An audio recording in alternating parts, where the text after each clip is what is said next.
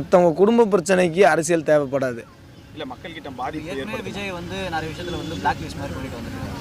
இப்போ இதுவும் அவருக்கு ஒரு மைனஸ் ஆகும்னு நினைக்கிறீங்களா? அந்த கரூர் விஷயம் அந்த மாதிரி ஒவ்வொரு விஷயமா அவருக்கு மைனஸ் ஆகும் இல்லை, இது அந்த மாதிரி ஆகும்னு நினைக்கிறீங்களா? இதெல்லாம் அந்தளவுக்கு ஆகிறதுக்கு வாய்ப்பு கிடையாது. குடும்ப சண்டை தான், புரியுதுங்களா? குடும்ப சண்டை இன்றைக்கி அடிச்சுக்கிட்டா கூட நாளைக்கு சேர்ந்துக்கிறதுக்கான வாய்ப்பு இருக்குது. அதனால் குடும்ப சண்டையில் அரசியல் தலையிட வேண்டாம். மக்கள் ஆதரவாக நிற்பாங்களா? அப்படி இந்த விஷயம் மக்கள் ஆதரவாக இருக்கிறதுக்கு வாய்ப்புகள் நிறைய இருக்குது, புரியுதுங்களா? அதே மாதிரி ஃபஸ்ட்டு டிஎம்கே, ஏடிஎம்கே, சீமான், விஜய் இவங்க 4 பேரில் இந்த 2 பேர் வரக்கூடாது. டிஎம்கே வரக்கூடாது, ஏடிஎம்கே வரக்கூடாது. வராமல் மிச்சம் இருக்கிற இந்த 2 பேரில் யாராவது ஒரு ஆள் வந்தால் நல்லாயிருக்கும். ஏன்னா 2 பேருமே மதுவிலக்கு ஒழிக்கிறேன்னு சொன்னாங்க. மதுவிலக்கு ஒழிச்ச பாடு கிடையாது. நான் ஒரு திமுக காரன், புரியுதுங்களா? நானே சொல்கிறேன், இவங்க வராமல் இருக்கிறது தான்